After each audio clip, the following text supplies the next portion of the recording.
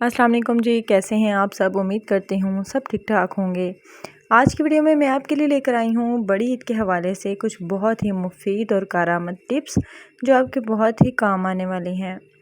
कलेजी की बू दूर करने के लिए कलेजी को अदरक लहसुन या सिर्फ लहसुन लगाकर 15 मिनट के लिए रख दें, फिर फ्रिज के ठंडे पानी से इसे धो लें। इससे कलेजी की बू दूर हो जाएगी।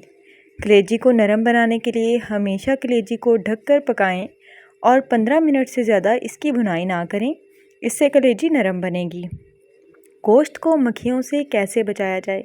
अगर मलमल के कपड़े को सिरके में भिगोकर गोश्त के ऊपर ढाँप दें तो मक्खियाँ नहीं आएंगी।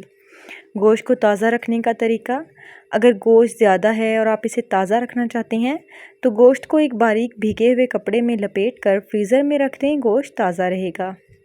गाय या बकरी के पाए को कैसे साफ़ करें। गाय या बकरी के पाए धोने से पहले आधा घंटे के लिए आटे की भूसी लगाकर रख दें, फिर अच्छी तरह से मलकर ठंडे पानी से धोएं, पाए आसानी से साफ़ हो जाएंगे। आटे की भूसी उसे कहते हैं जो आटे का यानी कि बूरा होता है।